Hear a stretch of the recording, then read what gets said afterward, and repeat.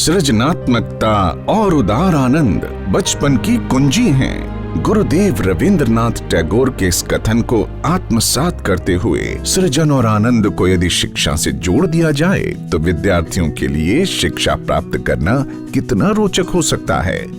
मध्य प्रदेश की सतत एवं व्यापक अधिगम तथा मूल्यांकन यानी continuous and comprehensive learning and evaluation शिक्षण पद्धति शिक्षा की ऐसी ही एक परिकल्पना है जो विगत 6 वर्षों से प्रदेश के स्कूलों में सफलतापूर्वक लागू की गई है। राष्ट्रीय शिक्षा नीति 2020 के आने के बाद अब CCLA शिक्षण पद्धति को इस वर्ष से परिवर्तित स्वरूप के साथ स्कूलों में लागू किया जा रहा है। CCLA के इस नए स्वरूप में विद्यार्थियों के लिए 21st century skills and PISA जैसे अंतर्राष्ट्रीय मानकों का विशेष ध्यान रखा गया है। हमें अगर बच्चों को होलिस्टिकली डेवलप करना है तो हमें उनके अंदर 21st सेंचुरी लर्निंग स्किल्स जो हैं क्रिएटिविटी, कम्युनिकेशन, क्रिटिकल थिंकिंग और कोलैबोरेटिव लर्निंग, इन स्किल्स को डेवलप करने की आवश्यकता है। साइंटिफिक लिटरेसी हो, फाइनेंशियल लिटरेसी हो, इसके अलावा बच्चे अपने आसपास जो चीज़ें हैं उनसे सीखें। और इसके बाद जो गतिविधियां हैं वो स्कूलों में बराबर हर शनिवार को की जाएं। इसकी मॉनिटरिंग भी हम लोग सतत करेंगे और साल के अंत में आप पाएंगे कि उनके व्यक्तित्व में बहुत अच्छा निखार आया है और आपको खुद बहुत सेटिस्फैक्शन होगा कि आपके छात्र जो हैं वो इतना अच्छा कर पा रहे हैं। भारतीय ज्ञान पद्धति में प्राचीन काल से ही शिक्षा का मूल उद्देश्य व्यक्ति का समग्र विकास रहा है, लेकिन बीते कुछ वर्षों में शिक्षा के नाम पर विद्यार्थियों एवं उनके अभिभावकों में पनपी अंकों की अंधी प्रतिस्पर्धा में ये उद्देश्य कहीं पीछे छूटता जा रहा है। इसे एक कहानी से समझने की कोशिश करते हैं। मोहित अपने परिवार का इकलौता लड़का है जो आज एक प्रतिष्ठित कंपनी में इंटरव्यू के लिए आया है। अंकों के मामले में मोहित का एकेडमिक रिजल्ट बहुत अच्छा रहा है। एकेडमिक अंकों के इस हिसाब से देखा जाए तो आज यहां मोहित का सिलेक्शन होना लगभग तय है। लेकिन ये क्या, मोहित को तो डिस्क्वालीफाई कर दिया गया है। इतने अच्छे एकेडमिक अंकों के बाद भी इंटरव्यू के लिए आए कैंडिडेट्स की परफॉर्मेंस लिस्ट में मोहित का नाम बहुत नीचे आया है और स्कूली मार्कशीट्स में हमेशा अच्छे अंक लाने वाला मोहित आज उदास मन से खाली हाथ जा रहा है। अब सवाल यह है कि ऐसा हुआ क्यों? ऐसा इसलिए हुआ क्योंकि जब मोहित अंदर पहुंचा तो नियोक्ताओं द्वारा उसके सामान्य इंटरव्यू के बाद उसे एक ग्रुप डिस्कशन में बैठाया गया, जहां उसे दिए गए विषय पर दूसरे प्रतिभागियों के साथ त्वरित संवाद करना था।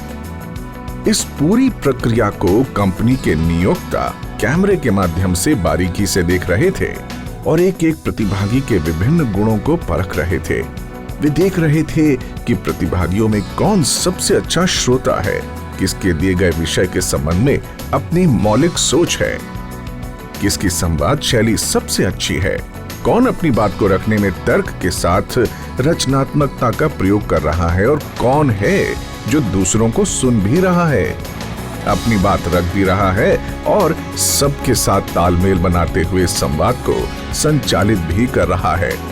यानी नियोक्ता 21वीं सदी में सफलता के लिए आवश्यक माने जाने वाले 4 C's creativity, critical thinking, communication और कोलैबोरेशन के साथ ही प्रतिभागियों की लीडरशिप स्किल जांच रहे थे। लेकिन अच्छे एकेडमिक अंक लाने वाले मोहित की पढ़ाई लिखाई के दौरान इन गुणों की वृद्धि हेतु गतिविधियां नहीं हुई थीं।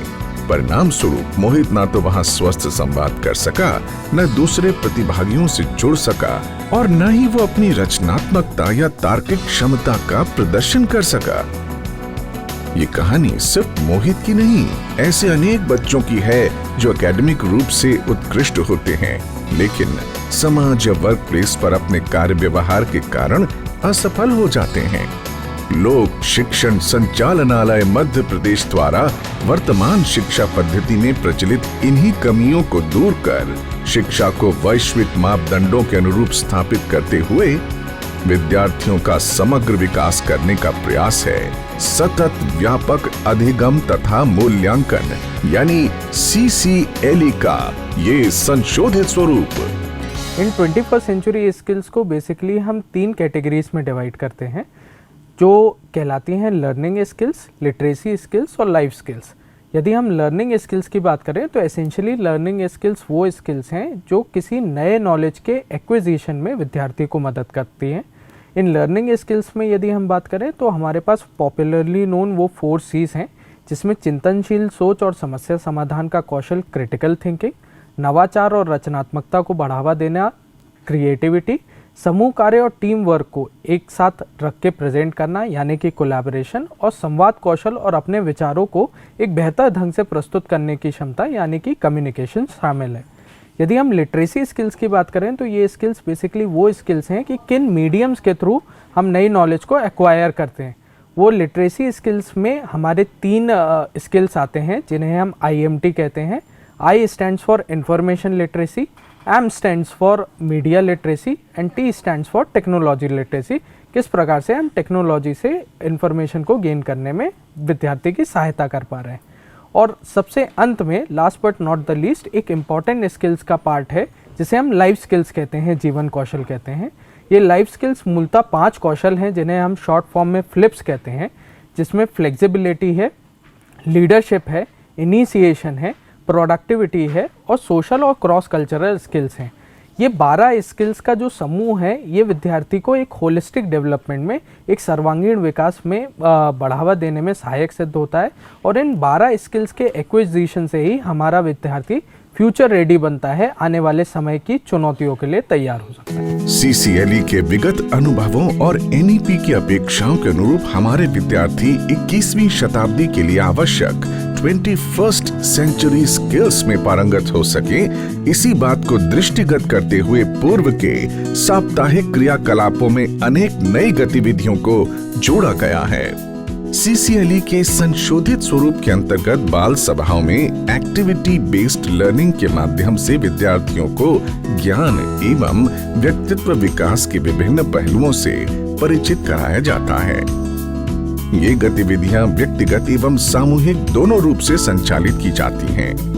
चूंकि विद्यार्थी इस व्यवस्था के तहत प्रत्येक शनिवार को पाठ्यक्रम आधारित गतिविधियों वाली बाल सभा की तैयारी पूरे सप्ताह भर करते हैं एवं प्रदर्शन के आधार पर अंक प्राप्त करते हैं, इसीलिए इस पद्धति को सतत व्यापक अधिगम तथा मूल्यांकन कहा गया है।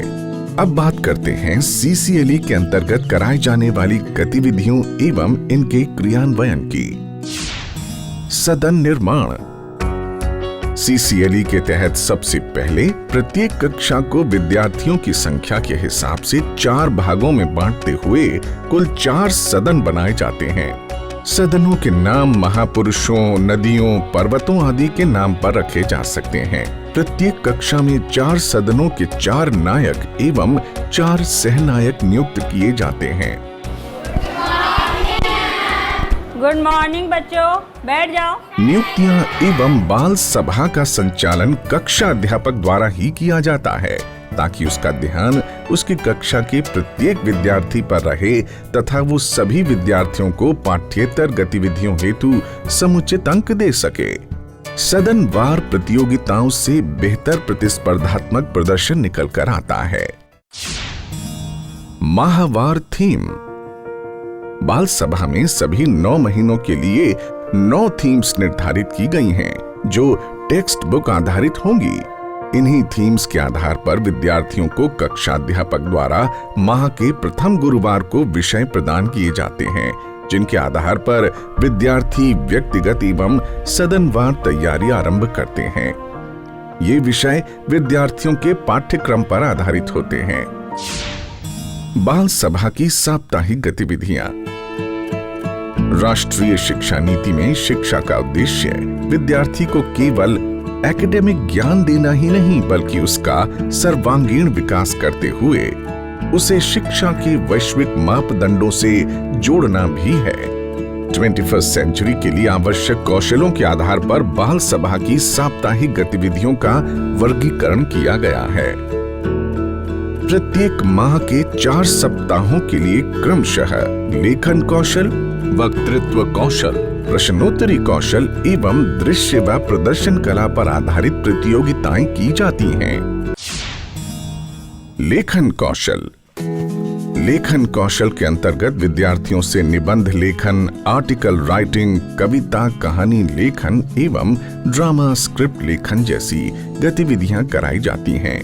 इन गतिविधियों में सहभागिता के लिए सामग्री कलेक्ट करने के दौरान विद्यार्थी रचनात्मक तरीके से सोचता है, साथियों, शिक्षकों एवं परिजनों से संवाद करता है, विषय के बारे में गहन चिंतन करता है, साथ ही परस्पर सहयोग लेता एवं देता है, जिससे विद्यार्थी में 21वीं शताब्दी के लिए आवश्यक कौशलों का विकास होता है। वक्तृत्व कौशल। माह के दूसरे शनिवार को दिए गए विषय पर बोलने की स्पर्धा रखी जाती है। इसमें विद्यार्थी से तात्कालिक भाषण, कहानी वाचन एवं वाद विवाद जैसी गतिविधियां कराई जाती हैं। इन गतिविधियों के द्वारा विद्यार्थी में अपनी बात को सही व सारगर्भित तरीके से रखने का कौशल विकसित होता है। पब्लिक स्पीकिंग का डर खत्म होता है, आत्मविश्वास आता है। साथ ही सार्वजनिक मंचों पर अपनी विचार अभिव्यक्ति की कला का भी विकास होता है। प्रश्नोत्तरी कौशल। माह के तीसरे सप्ताह में प्रश्नोत्तरी कौशल या क्विज गतिविधि का आयोजन किया जाता है। ये गतिविधि सदनवार होती है। प्रश्नोत्तरी कौशल के अंतर्गत विद्यार्थी सदनों को पूर्व निर्धारित थीम पर विषय दिए जाते हैं, जिसकी तैयारी करके वे शनिवार को स्पर्धा में भाग लेते हैं। इस गतिविधि के अंतर्गत विद्यार्थियों द्वारा अपने सदन को जिताने के लिए अधिक से अधिक प्रश्नों के सही जवाब देने की कोशिश की जाती है। गतिविधि से जहां विद्यार्थियों में प्रश्न पूछने की कला का विकास होता है, तो वहीं सदन को जिताने के लिए किए गए सामूहिक प्रयास से उनमें टीम भावना का गुण भी आता है। विद्यार्थियों में पाठ्यक्रम से आगे बढ़कर नए नए विषयों को जानने समझने की रुचि भी जागृत होती है। दृश्य एवं प्रदर्शन कला। माह के अंतिम शनिवार को प्रदर्शन कलाओं से संबंधित गतिविधि का संचालन किया जाता है। इसमें माह की थीम के अनुसार विद्यार्थी नाटक, चित्रकला, गायन, नृत्य जैसी विभिन्न विधाओं का प्रदर्शन करते हैं। इस तरह की गतिविधियों से विद्यार्थियों में रचनात्मकता, कल्पनाशीलता, बेहतर अभिव्यक्ति और टीम वर्क जैसे गुणों का विकास होता है।